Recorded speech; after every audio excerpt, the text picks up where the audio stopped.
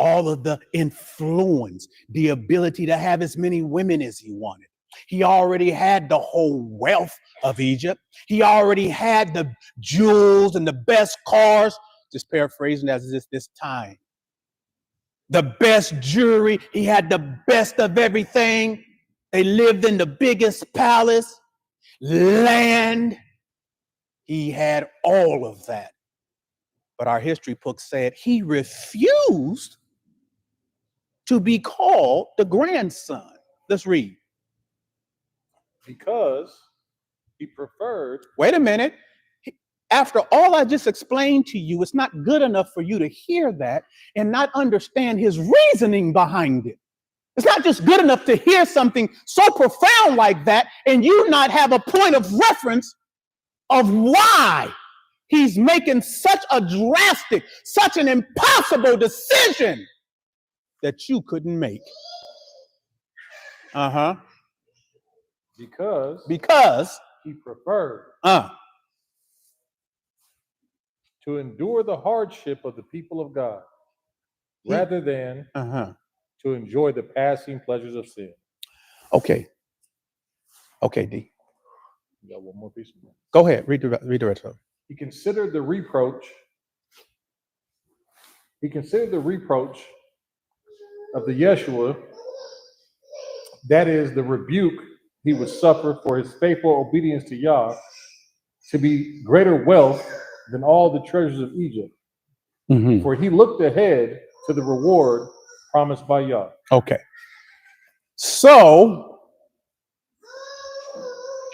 if I would ask Moses, would you rather be a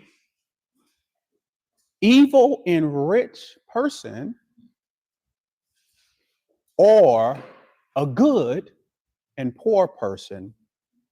There is an example in our history book about culture. This is not religion. You've been taught religion. You won't have the impact. It won't appeal to you if you just see it as religion. I need to take you to the cultural aspects, because if you don't see it as culture, you can't develop what he had in him. You'll never be able to develop that, right? But because of his culture and him coming of age, right? Because that was significant. What it really meant is when he began to have the understanding of who he really was. When he began to have the understanding of who he really was. Like when I tell the remnant, you're not what they have said you are. You've been indoctrinated to believe what they have said you are. All of what you've become, all of how you think, all of how you move is based upon what the country has taught you to be. They taught you to value what they value. They taught you to hate what they hate, love what they love. They taught you that it's better to be an evil rich man, because you don't have the depth of culture inside of you to refuse like Moses refused. You ain't got it because you don't know who you are. So you can't draw from thousands of years of being in the making, because you have disattached yourself from your culture, from your people that lived in them. And our history book says when Moses came of age, when he knew who he was, and the identity, when the identity clicked off into his head and he realized who he was, it was the value of his identity, which is the life that Christ, that Yahushua said, I come to give you.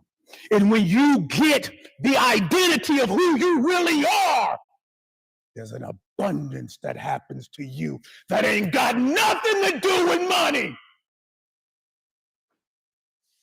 It has everything to do with identity. Talk to him, Dre.